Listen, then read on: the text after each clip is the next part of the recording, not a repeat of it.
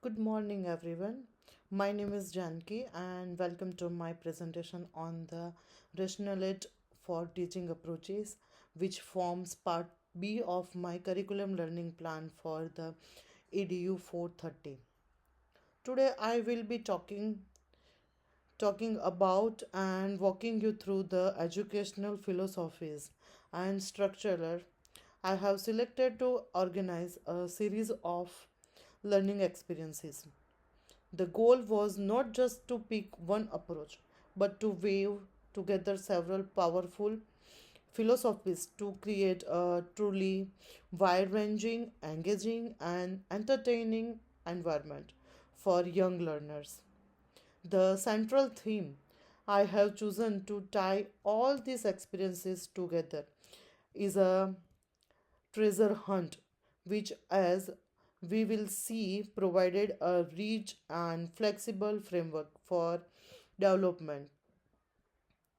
This rationale explains why these specific strategies were chosen and how they work together to help children learn and grow. As I just mentioned, this plan isn't based on a single rigid philosophy. Instead, it's a blended philosophy that draws on the strengths of four major complementary approaches. That's Reggio Emilia, Montessori, Waldorf, and the high scope approach.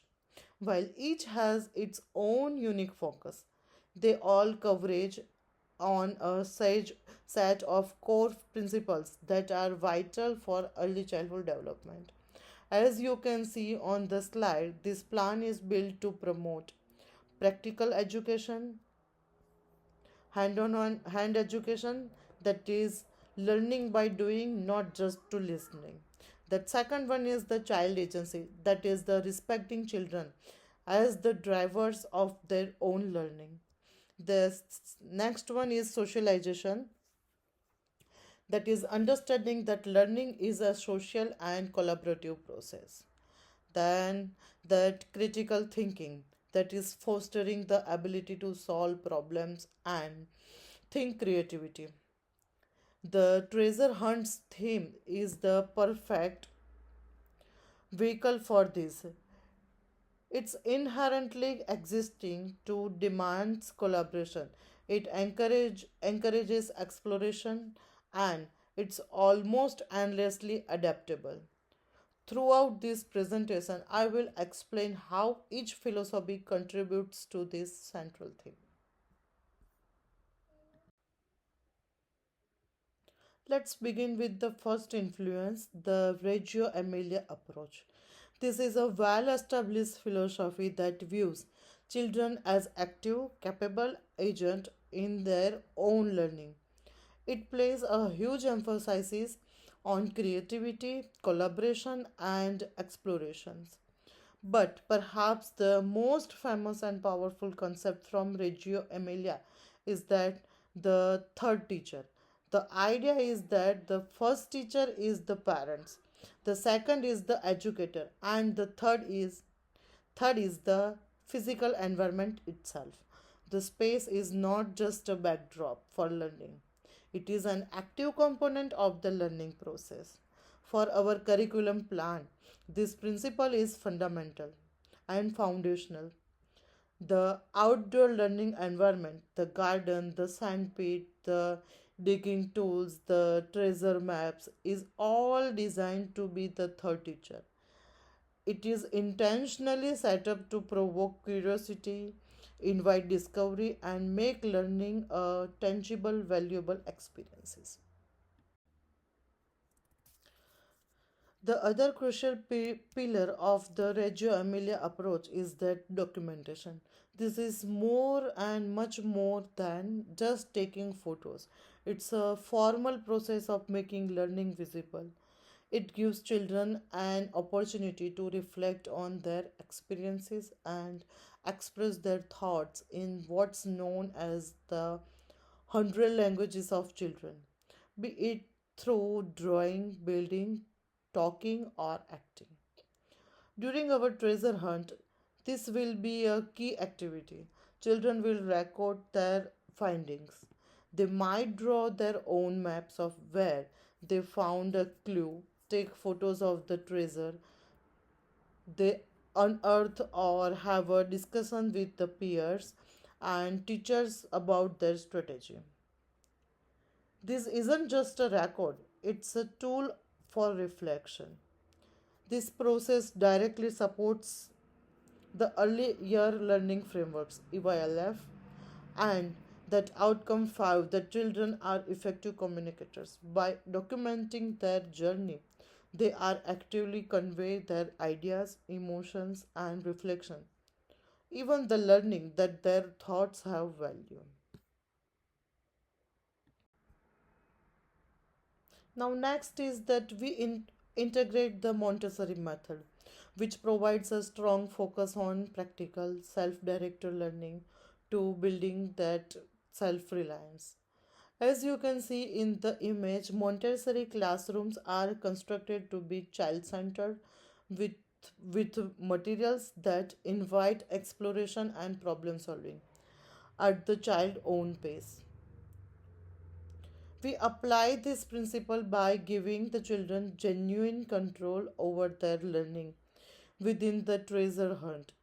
This isn't an activity where the teacher leads them from clue to clue. The children make the decisions. Where should we look for the treasure? How should we use these tools? Who should we work with? Like that. This approach fosters a deep sense of independence and self motivation.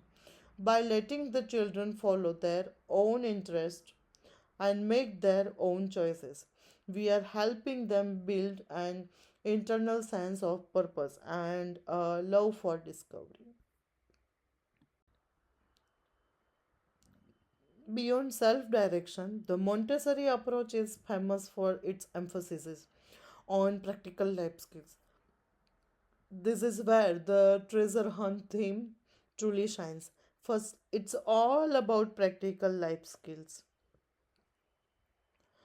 Children are learning to use tools, follow instructions like those on a map, and take responsibility for their actions and materials. The second one is the physical act of the treasure hunt is the powerful tool for the motor skill development. When children are working with salts, carrying buckets and carefully unfolding the or drawing maps, they are training both their fine and gross motor skills as well as developing crucial spatial awareness also. And finally, it this all ties directly to the EYLF outcome 3. That is, the children have a strong sense of well-being. That meaningful hands-on experience make children feel confident and independent. They feel a sense of competence, and which is the foundation of self-esteem. Our third influence is that Waldorf education. While Reggio Emilia gives us a environment and Montessori gives us the practical self-directed structure. Waldorf enriched this blend with a deep focus on creativity, imagination, and the arts. In the Waldorf philosophy, play is considered the work of the child. It's the primary way that proceed the world and develop their inner lives. In our curriculum plan, into we lean into the throughout dramatic play. The treasure hunt theme is a perfect invitation for this. We will encourage children to role play as a pirates, adventurers, or archaeologists. This isn't just a dressing up, it's a vital activity for the social and emotional growth that's developing rich language and storytelling skills as well. Furthermore, the treasure hunts is a group activity which fosters teamwork, collaboration, compassion, and respect. This strategy directly correlates with the EYLF outcome 1, as children possessed a strong sense of identity. They can show their individuality while also learning to navigate a social map as well. Our final component is the high scope approach, which provides the critical cognitive structure for all this wonderful child led play. High scope is built on the plan do review cycle. This three-step process is a powerful way to develop metacognition or thinking about thinking. That's a plan is the children with adult guidance first plan their activity. What is our goal? How will we find the treasure? What's our first step? That's it. The do it means that they carry out their plan. They do the treasure hunts. And the review is about that afterwards they review what happened. Did our plan work? Why or why not? What was the tricky?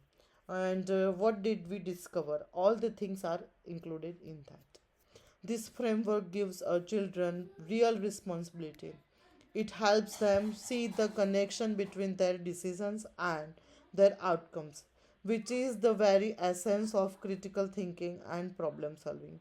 This makes them active participants in their world, directly supporting that EYLF outcome 4. That is, the children are confident and involved learners. So, with all these child led approaches, how do we handle assessment? We shift our mindset for assessment of learning, like a final test, to assessment for learning, which is an ongoing reflective process. As per the EYLF, this strategy records accomplishment and allow for constant reflection to guide our teaching practice. During the treasure hunt, the teacher's role is that of the careful observer and facilitator. We will observe and record children's interactions, their problem solving methods, and their social emotional progress. This documentation isn't for a grade, it's to track progress and crucially to guideline and outline the next steps. If a child is struggling with the collaboration, our documentation will help us plan a new way to support them. If a group is fascinated by maps, we know they provide more complex ones tomorrow. The assessment informs the teaching. This brings us full circle back to the learning space. Our goal is to create an environment that is both inclusive and stimulating for every child. First, we will see these to the tools the space provides for rich sensory exploration, physical activity, and socializations. Second, the space and activity are designed for inclusivity. Unstructured child led play is naturally differentiated. A child can participate in many ways as a digger, a map reader, or a planner. The curriculum is flexible enough to meet all children's needs, whether they seek a physical challenge, an intellectual one, or a creative outlet. That finally, in line with the Reggio Emilia principles, the environment is filled with rich resources.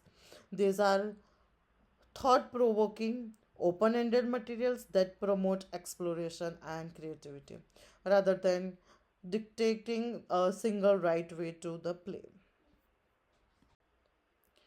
In conclusion, this curriculum plan is not just a collection of activities, but a holistic approach that intentionally combines these four powerful philosophies.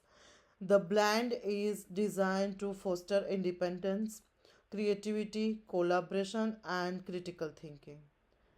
It supports social emotional growth while also developing essential cognitive and motor skills. The treasure hunt theme is the flexible, child initiated vehicle that allow this to happen. It's a complex and adaptable framework that enables all children to perform and reach their maximum potentials.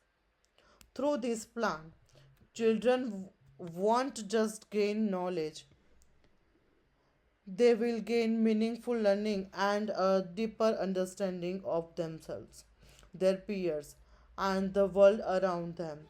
This comprehensive approach ensures that their learning is sustainable and engaging and joyful.